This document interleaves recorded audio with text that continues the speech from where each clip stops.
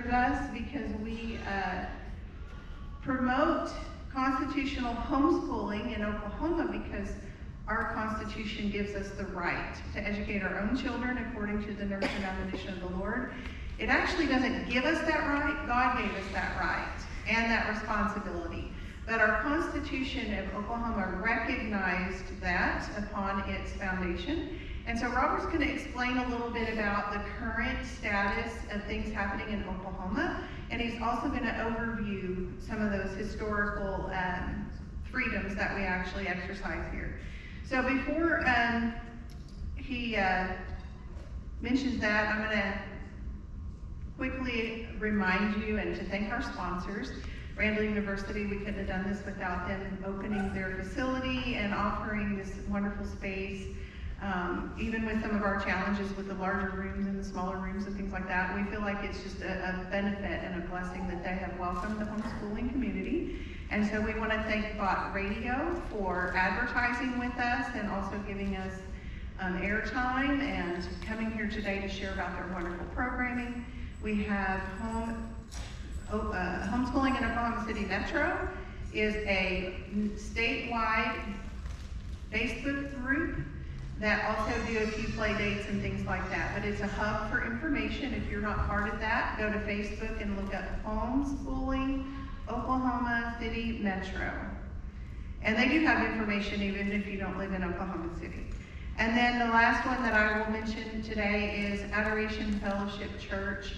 They sponsored the book sale room and they provided the volunteers to set up the tables and to take care of that. And so we want to thank them. All right, without further ado, I will remind you to stay toward the end. We do have a full Not Press curriculum, and we do have a heyday for family of 4 grand prize to give away. And so as soon as Robert is finished, we will do that, and then we'll be available for some Q&A.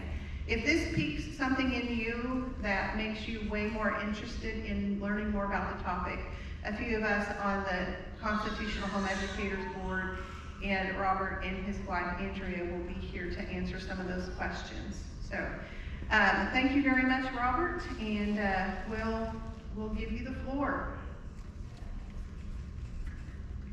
All right, thank you, Jana. Hi, my name is Robert Scott, and I'm here with my wife Andrea, and she started the Oklahoma Coalition to Protect Constitutional Homeschooling, and that was a couple of years ago with the push for school choice within the state of Oklahoma.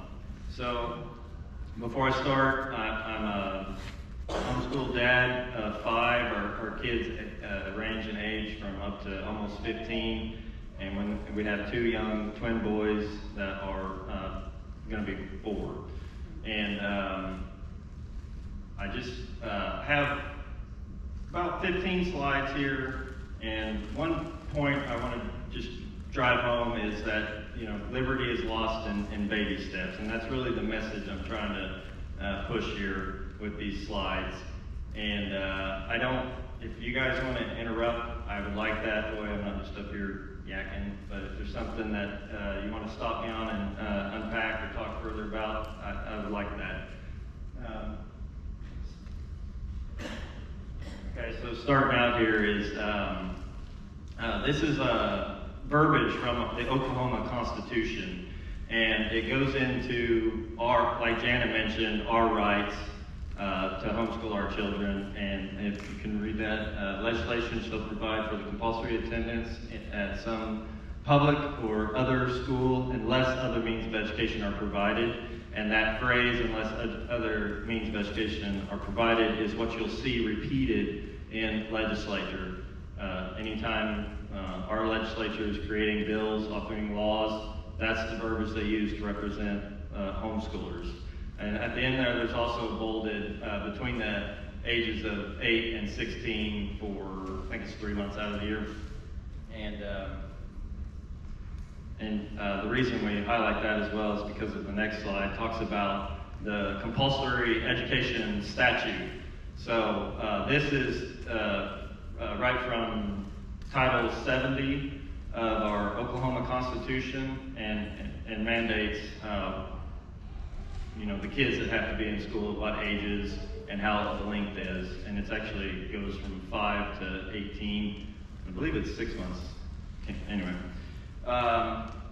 So already stepping beyond our Constitution. But getting into the reason I'm here today is because there's been a change in legislation recently, and it was as of 2023 when vouchers were being pushed through the legislature.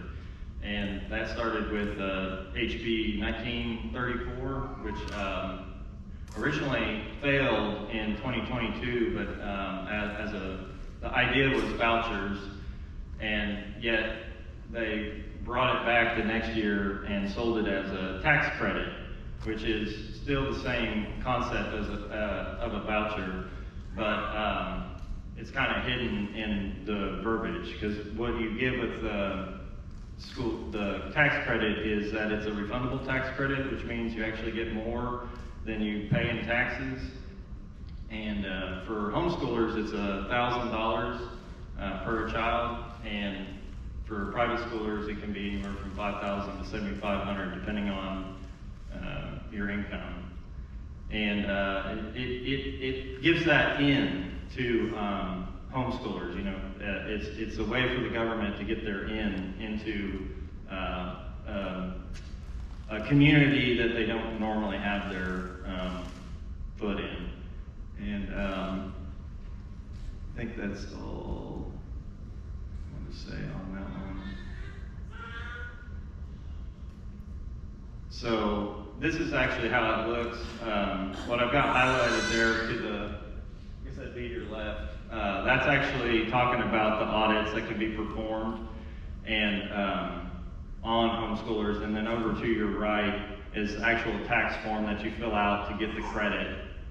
And one thing that you can see there is that it mentions the vendors and the amount of money you spent, and it's really, it's a way to you know, you may think it's okay to spend money for a certain activity. Maybe go to Lowe's and spend $500 on educational power tools. Well, that's the problem with taking government money, is that we're public then at that point. Your eye, the public eye is on you and how you spend that money, and that's how the corruption and the credibility starts to get lost. And that's what I'm talking about, liberty being lost in baby steps, because taking that money is opening the window for unethical behavior, some might say, corruption. And you may not see it that way, but you know, you could be used, you could be exploited unknowingly by how you spend that money. And that's really the window that's being opened up. And one thing I wanted to mention was Andrew and I were interviewed by Channel 6 News a couple of years ago, and it was a bill by Amanda Swope, which was a legislator near Tulsa. And at the time, we didn't know anything about the bill. And Channel 6 met with us and we discussed, and Channel 6, it was being presented as just a sign-up. And so what's interesting to me is that when you go to like HSLDA, Homeschool Legal Defense Association. But one of the big main tenets of homeschooling is our autonomy outside of the government, is not notifying the government. They're actually, one of their rankings for how free your state is or how low regulation your state is does your state require a notification to the government? And I think you would find the vast majority of homeschoolers would say, I will never sign up with the government and tell them that I'm homeschooling.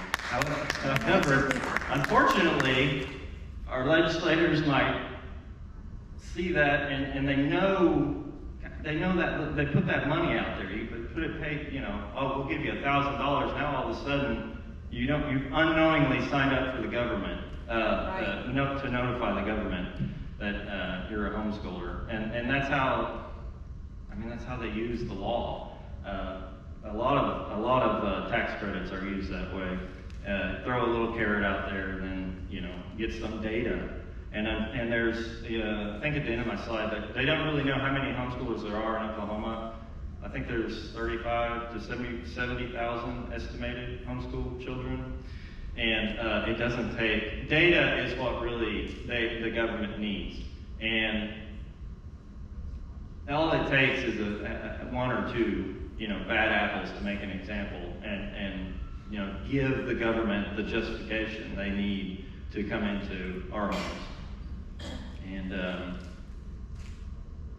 so one of I think probably the most common position I get from most people is that it's my money, and the truth is that, and I put some data up here to show that, is that every taxpayer in Oklahoma pays for public schooling, and it's whether you have school-age children, if you're paying sales tax, property tax, everybody's paying for that public education system, and I don't know exactly, and so these are some examples like from Mogi. The state's budget is $12 billion, and half of that $6 billion goes to some form of education in Oklahoma, whether it's the K through 12, career tech, those kind of public institutions. But, average, your school gets 70% of its funding from the state, 22% from local through your property taxes, and 7.5% come from the federal government. And so that's kind of the point I always make to people, is that we want taxes to, I assume we want taxes to go down. We want less government, but we have to all collectively not take from other people for our own good. That being said, the vast majority of your money is not coming back to the people. The vast majority is going to incentives for, green energy or something like that. But that's a whole separate issue. But that's kind of, you can see these screenshots. That's from the tax credit system. That is over on the left side. This is actually from money that's been paid out in 2024. So those that filed their 2024 taxes, they have preliminary data because they cut checks at the beginning of the year for individuals that signed up, and so that's what these names are. That's a notification that we all can see. That's public information for those that are taking any tax credit, actually, whether it's the aerospace engineer tax credit or the parental choice tax credit. This is just the data we can all see publicly. The government has everything, of course, at their disposal. But over there to the right is what I've got highlighted there is $80 million that has been paid out for just the parental choice tax credit. I talked to the tax commission probably a month ago, and they said, yeah, it was about $160 million, but it will be the end of the year before we actually see those numbers. And because they won't have it all compiled out yet, but they constantly upload that data to the state uses data.gov. It's a federal database warehouse where the states can sign up and send that information through Excel files, and then you can manipulate it. So, unfortunately, we've unknowingly agreed to a notification system for certain homeschoolers. So I don't have any homeschool data right now, but like I said, towards the end of the year, I should be able to see that information. Wait, I have a quick question. Yes, please. So you're saying that the federal government has the information as well because they're using their system? I would say absolutely, because this data.gov, from what I saw, was it's a federal website. So I assume that the federal government put that together, and then multiple states put information in there to make public to the people. So data.gov, I mean, you can go there and look for yourself. Wow. And you can search through it. It's really easy to search through, and you can pull up Excel files. And like I said, this is just a little bit of data they give us for the public to look at. But it's just that step. I guess that's the point I want to make, is that now they've got these folks that are claiming the credit, and now once they start piling through that data, you know, how did they spend that money? And I think that's what you're going to see in the future when, and you saw this with maybe Epic charter schools, how is the money being spent? You know, how are we spending all this money? And then, oh, well, you know, Robert over here went to Lowe's and bought tools, or, you know, something like that. And then, I mean, it's just that you may think it's innocent, others may think it's innocent. Maybe nobody in this room signs up, but it doesn't take many for the government to have, you know, it's just, you know, the news sensationalizes everything. So, and once the investigation's launched, now we get more regulations on top of us. And I think I'll be able to, well, we'll get into that a little bit in just a second. So from 2024, this was some of the legislative bills that we found that came out after the push for government-funded homeschooling. And you can see there at top, SWOPE, the HB 4130. Now that didn't go anywhere. That didn't even get out of committee, but that was the bill that was sold that we didn't see until when we did the news interview. But luckily, Andrew and I were both, you know, we don't want any form of government. It's a foot in the door. And they were just selling it as a sign-up. They sold it. They were just trying to get us to agree that, hey, just a sign-up. What's wrong with that? And then when HB 4130 came out, it was not just a sign-up. It was actually mandating that homeschool parents allow DHS into their home every 6 months.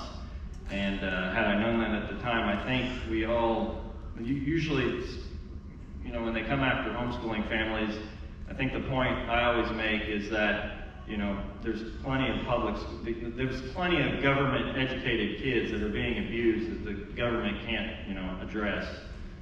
But the next bill, this has been brought back twice. Kane he brings the Tim Tebow bill, and that's just another form of kind of muddying the waters between government and private homeschooling.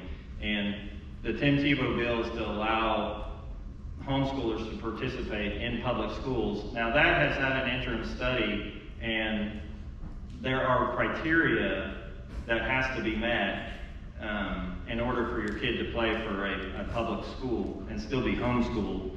And I think that's the hurdle that they can never overcome.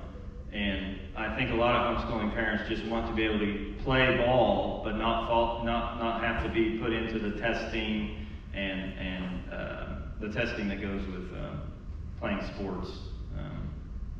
Strom has repeatedly put out a bill to test those that take the credit, and that's the third bill. And the 3944 is Provenzano and Wolf. The reporting.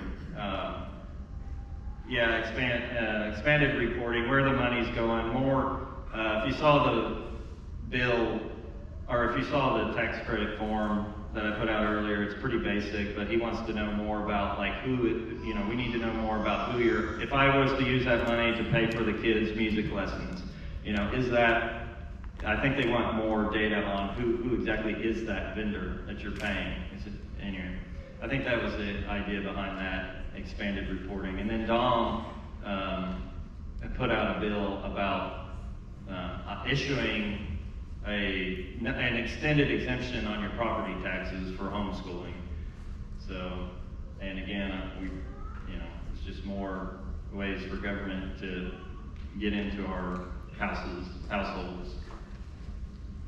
So this last year, law, and that was HB 1519, and Banning was able to author it, and that's a big hurdle just to get a bill introduced, but he ran that for us. And my other, not really my other, but another legislator that I associate with, Beck Gatter, I talked to him a little bit, and he co-authored it.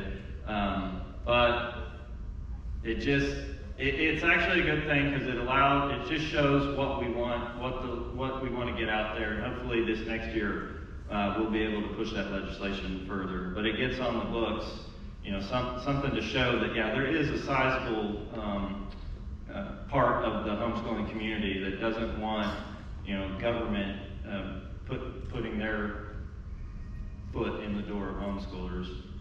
And then, of course, these other bills that I talked about came back in 2025. Tim Tebow, Strom, and Waldron. Yeah, that's another sign up from Waldron, a letter of intent to describe.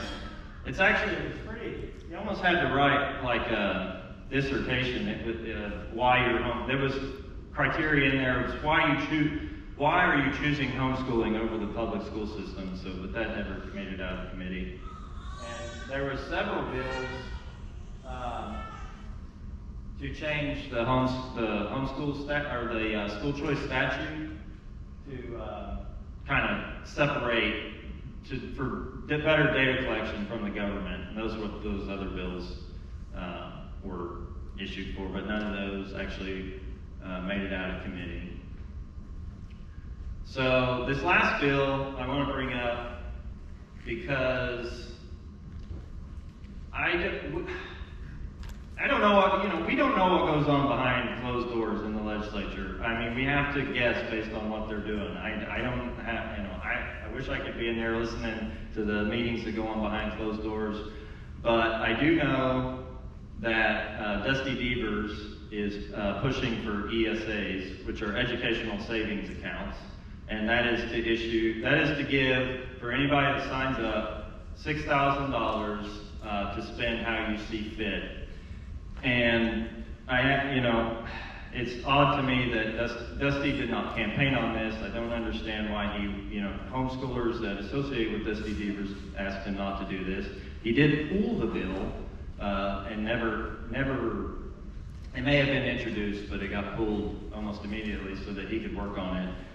But I guess the best I can understand is that there's a big push to do away with the income tax in Oklahoma. So that's going to maybe this is preemptive, that if there's no income tax and there's no tax credits, so maybe the ESAs is the next push. But this first page is just defining the actual system. And then I believe this page, this is all the criteria to sign up and, provide your information. But it's actually the next slide that when you read these bills, I read these bills and they fill these bills full of, oh, you can't do this to homes. There's a reason they're putting this criteria why you can't regulate homeschooler. The bill, it can easily be changed in the future. And they put that out there. They put this criteria.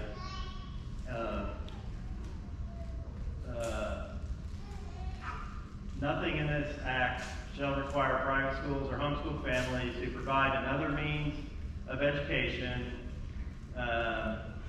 pursuant to the exception provided in subsection A. That's the homeschool exception.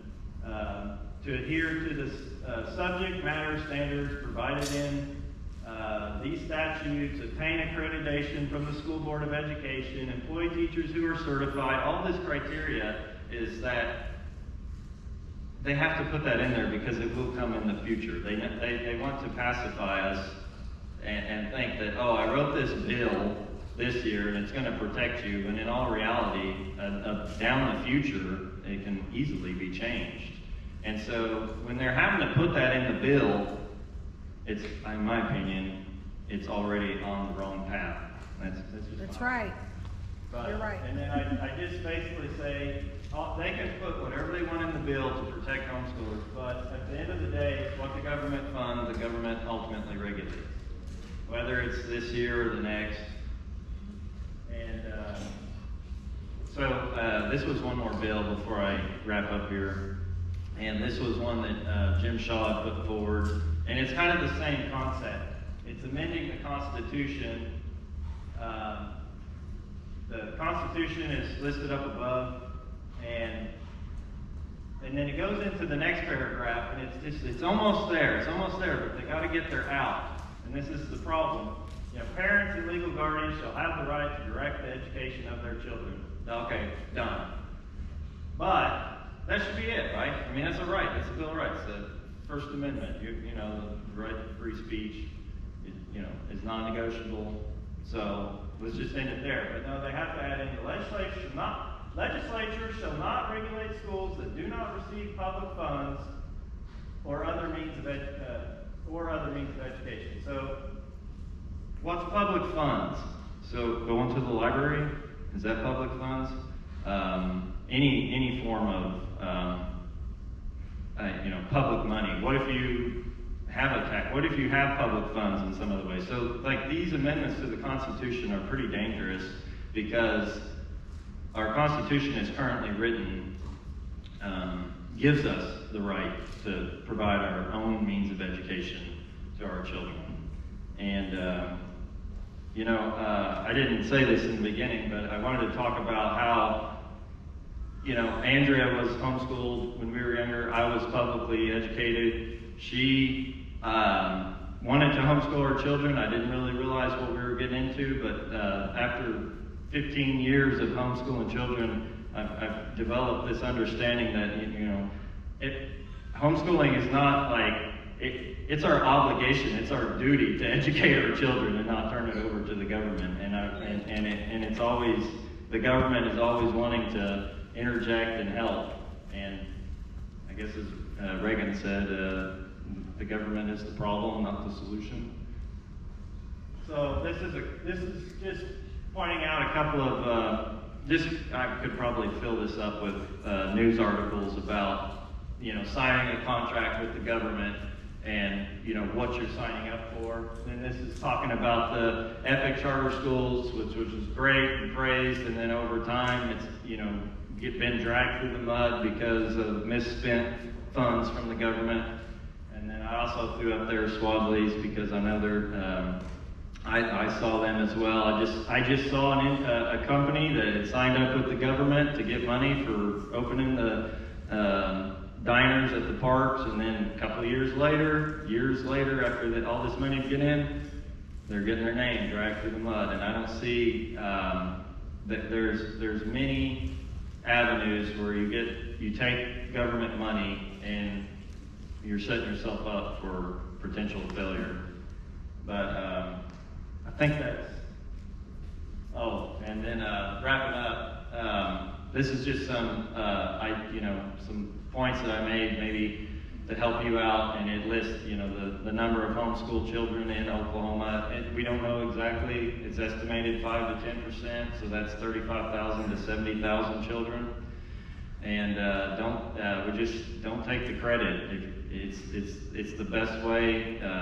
These organizations like CHEA, Homeschool Oklahoma, they're at the Capitol every year advocating for homeschool families, and it makes there's been a lot of headway. I've heard horror stories from the 90s from homeschoolers that the superintendent shows up at your house and knocks on the door. A lot of people didn't realize they had a right to homeschooling, but these organizations work hard to preserve that right, and so it makes their job harder when you take the credit, when you take the government money. And so talk to your friends and family, of course. And there's Capitol meetups. CHEA has a Capitol meetup homeschool day, and so does Homeschool Oklahoma. We try to attend both, and it's a great way to talk to your legislators and express your concerns, and they do listen to you.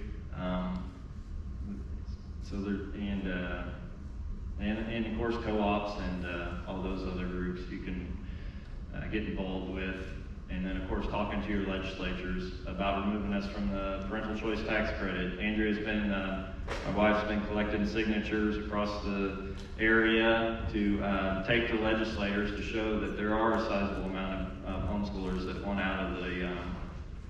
want us all out of the school choice system. So, I think that's all I probably have to say, except for maybe that school choice, you know, it's not really, I don't think the people asked for that. That seemed to be like an idea, like a top-down idea that was mainly pushed. The biggest beneficiaries of the school choice money across the country has been these large groups, like Koch brothers has started their private schools, the Walton families have started private schools, and they benefit largely from the tax money that's being created. Oh, and further, I did want to talk about the ESAs, because I have talked about that, because I think the problem is that the idea is that everybody that's taking this $6,000 will pull their money together and start a school. Maybe it's a foundry or something at your church, a school like that. And you know, what I've seen with the school choice money from friends that I know that are taking it is that improvements are being made, salaries of teachers are being raised because of the school choice money. And when the regulations come out, there's really no way to back out of that. Well, I mean, there are ways, but I don't think many people would want to take up on it.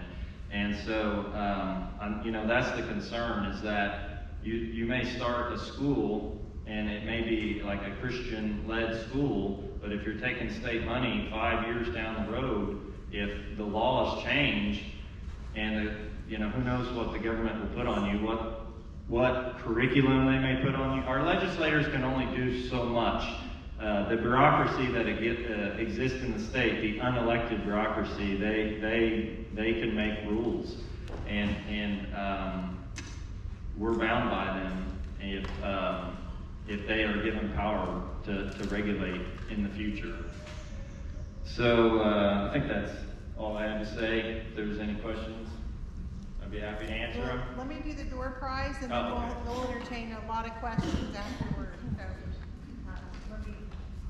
Thank you, Robert. Well, let's give him a round of applause. So, I have been very impressed with Andrea and Robert. They kind of joined this particular part of the fight just in 2022 is when I first met her. Carrie Bertrand down here toward the front, Teresa Burnett, some of us have been doing, like he said, part of these organizations and small support groups who've been fighting this type of thing for years. And the people who paved the way before us had been there even further back. And so I'm thankful for those organizations that not only fought, but they taught us and trained us.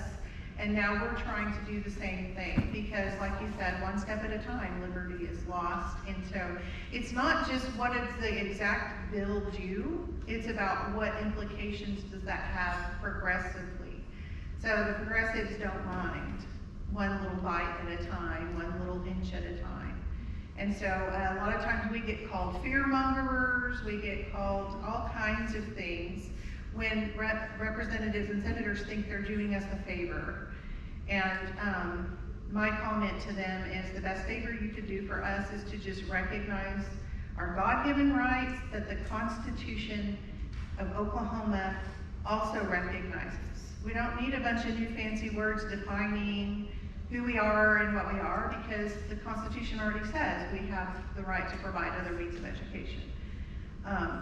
And so I appreciate the fight that you've joined, and I see you guys as the next level of leaders helping lead this fight.